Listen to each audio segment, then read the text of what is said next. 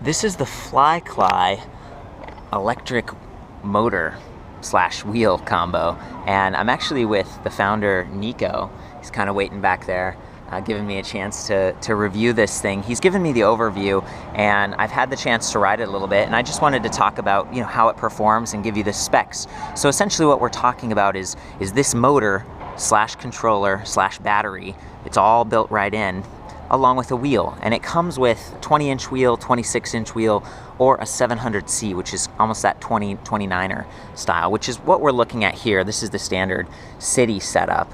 The motor itself is 250 watt, planetary geared, but it's actually kind of a direct drive setup because it does offer a little bit of almost a regenerative engine braking when you pedal the bike backwards. Very unique. A lot of the geared motors that I test freewheel. So this one maybe has a little bit of cogging, like just a little bit of drag because it's a direct drive and you're actually pushing those gears. The thing about it is, at any time when you are pedaling, as long as the bike is activated, it's helping you, it's assisting you, and you can change everything about this. You can change the top speed that it assists you to, so it'll reach that speed, cut out. You can also change the percentage of assist that you're getting, so 70% up to like 100%. That's just gonna give you more torque and more power, but of course use more battery. And the other really neat thing about this is that you can charge it right here from the wheel. So of course you get a little bit of energy back when you do this backwards brake thing that I'm talking about, that I'll show later, but the best way is to just charge it like this, the most efficient, and it takes 2 to 3 hours. So anyway, the specs on this: 250 watt geared motor design. That means it's lighter weight, gives you a little bit more torque, and in this case we've got a 30 volt 6 amp hour battery pack, and the batteries they're distributed through the hub like this. They're kind of placed and balanced around. 18650 cells. It's like the lithium ion technology that's going to last a long time, 1,000+ charge cycles. There's also your controller board that's mounted on one edge of this. So it's all contained and pretty well contained. I mean, it's a handsome design right here. The thing about it is, unless you're using like some sort of a quick release system, you basically got to bring the bike inside if you want to charge it or have an extension cord. So that's one of the things. Some other electric bikes have like a removable battery pack. This one, it's all built right in there, but it's really light. I mean, this thing, they started out on Kickstarter and they had a much larger version, but then they've actually really refined it, and the Kickstarter campaign's gone a little bit long to get there, but this is only like about 5.5 pounds. The older one was going to be about 9 pounds, and it's really efficient. Depending on the settings that you use, this thing could go 25 to 35 miles because it relies on your pedaling. So it does use a torque sensing pedal assist system. There's nothing up here, no cadence sensing going on. It's all in the wheel. So when you push actively, it recognizes that, and then it starts to contribute, and as soon as you stop, it stops. It's smooth, it's efficient, and again, it extends your range because you've got to pedal along. The other thing you'll notice on this bike, there's a front brake right here, and that's because this isn't disc brake compatible. There's no disc brake hanging out on the wheel back here. Of course, you could have a separate brake, just like we've got up there, a V brake or rim brake or whatever. That's one of the question marks. Like, the way this works is you're using the motor as a brake, and that's really cool. I mean, I think it's efficient, and it charges the battery a little bit, but it does mean that if you're pulling the brake up there and you're pedaling, it's not communicating between the two. So the motor could still be pushing you forward, and then you're just wearing your brake out a little bit faster. So using this bike takes a bit of getting used to. I wanted to show the cogging thing.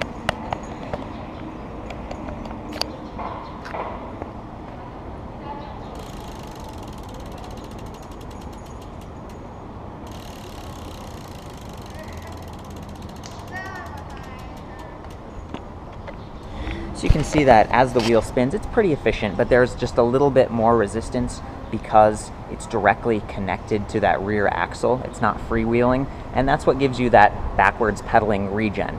So again, there's the app. We could take a look at that real quick with Nico. How's it going?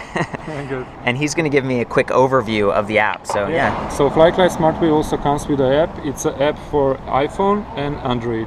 Also, you can control it with a smartwatch from Pebble. So there you go. It's an application. It has 4 sections. The first one is right, where you control your speed.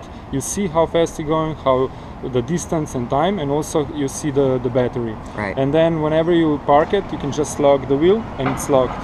And also, while you're riding, if you want, it's tracking where you are riding, and then you can also see your previous rides, where you were riding, how long, what the duration, and also how many carbon footprint points you saved while riding the bike instead of the car. So here you can see we're on the map, and then we also have a social. I did have a question for you. You mentioned setting the top speed on this. So for example, if you set the top speed at 16 miles per hour, it's like a cruise control.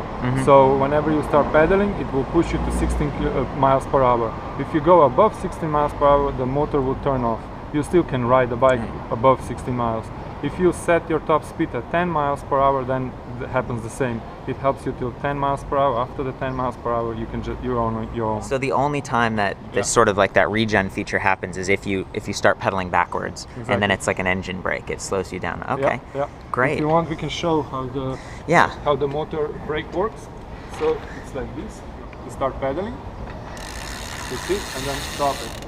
Oh, cool. Well, one of the security features that we have is that you have to use your smartphone if you want to lock it and things like this. So because if you get stolen, then somebody has to connect it with the phone, and if there's somebody else connecting with the phone to your smart wheel, we get a notification, and you get a notification. So now we can start, we can find your bike. Awesome. Okay, so yeah, it basically stays locked. The motor won't move unless you unlock it with your smartphone. So this one's unlocked right now. And then once it's unlocked, you can ride around with it and everything, and then you get somewhere and you lock it, and basically it can't be moved very easily. Does that stay locked if the battery runs out? You know, at some point the battery might trickle down. Yeah, but we have the system, the way it works, that it always keeps a little bit of battery. Okay. So it will not run out of battery. Okay, so we've seen sort of what the app looks like. Unlocks the bike. It allows you to put the bike on lockdown and then control those speeds and control the power and all of that. Once you're ready to go, you pedal forward and the motor kicks on, and then you pedal backwards and the motor turns into a brake. So let's give it a go.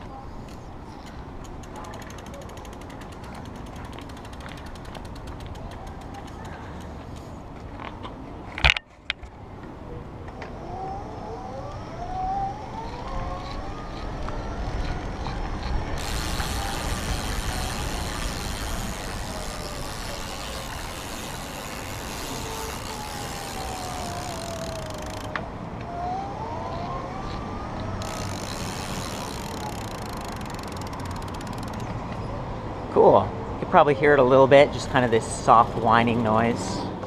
Thanks, man.